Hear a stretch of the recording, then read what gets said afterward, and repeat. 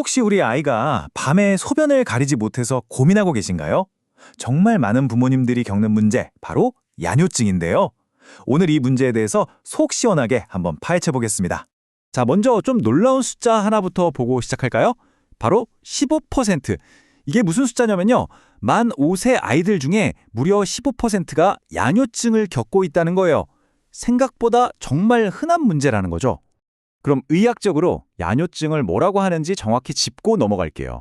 만 5세가 넘은 아이가 자는 동안 자기도 모르게 소변을 보는 일이 이게 어쩌다 한 번이 아니고 최소 석 달 이상 계속될 때 우리가 야뇨증이라고 진단합니다. 이러면 부모님들 마음속에 가장 먼저 떠오르는 질문이 있죠. 아니, 우리 애만 이런 건가? 이거 괜찮은 건가? 하는 걱정이요. 네, 그래서 이 경험이 얼마나 보편적인 건지 숫자를 보면서 한번 이야기 나눠볼게요. 정말 다행인 건요, 야뇨증은 대부분의 아이들이 크면서 저절로 좋아지는 어떻게 보면 자연스러운 발달 과정의 일부라는 거예요. 실제로 보세요. 나이가 들면서 야뇨증이 있는 아이들의 비율이 눈에 띄게 줄어드는 걸 볼 수 있죠. 그리고 더 흥미로운 사실이 있어요. 아까 봤던 15%라는 숫자인데요.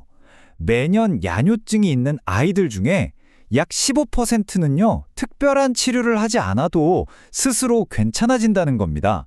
정말 자연스러운 성장 과정이라는 증거죠.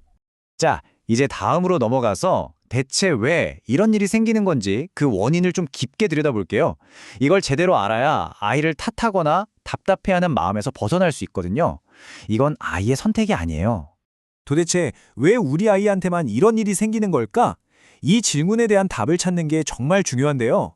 다행히 과학이 그 답을 꽤 명확하게 알려주고 있습니다.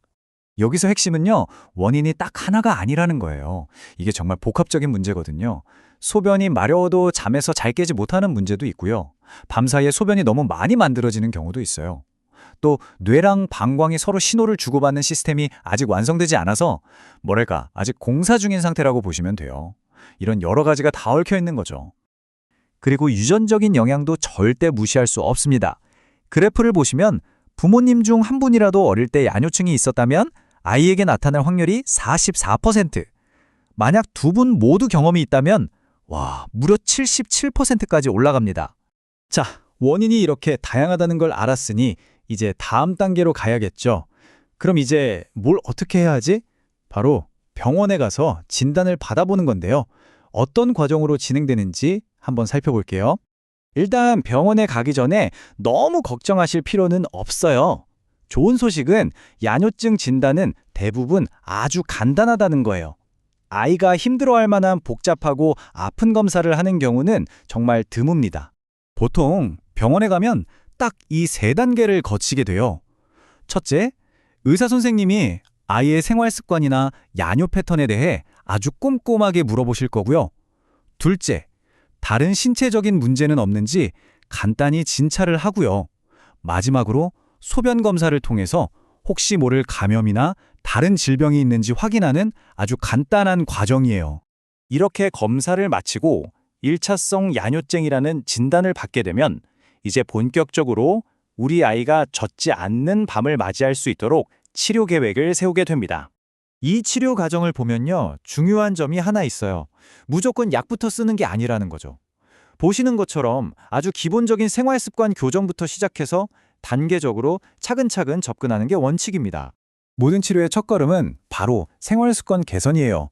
저녁 먹고 나서는 물이나 음료를 좀 줄이고 자기 바로 직전에 꼭 화장실에 한 번 더 가는 거죠. 사실 이런 작은 습관들만 잘 지켜도 문제가 해결되는 아이들이 꽤 많습니다. 만약 생활 습관 개선만으로 부족하다면 그때는 좀 더 적극적인 치료를 고려해 볼 수 있어요. 대표적인 게 바로 야뇨 경보기 치료와 약물 치료인데요.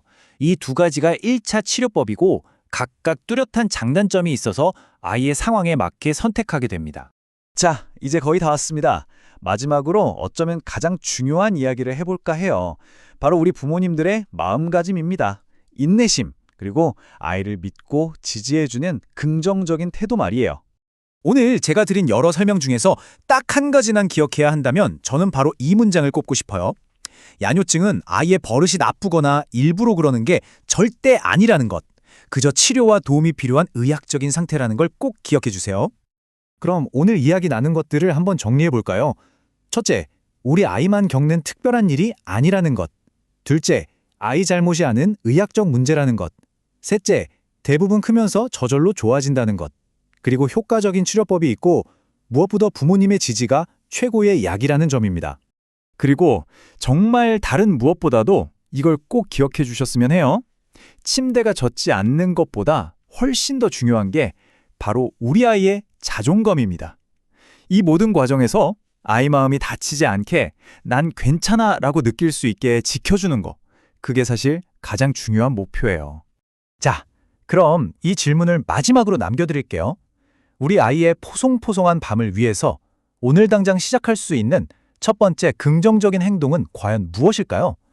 아마 그 시작은 아이를 꼭 안아주며 따뜻한 대화를 나누는 것이 아닐까 싶습니다.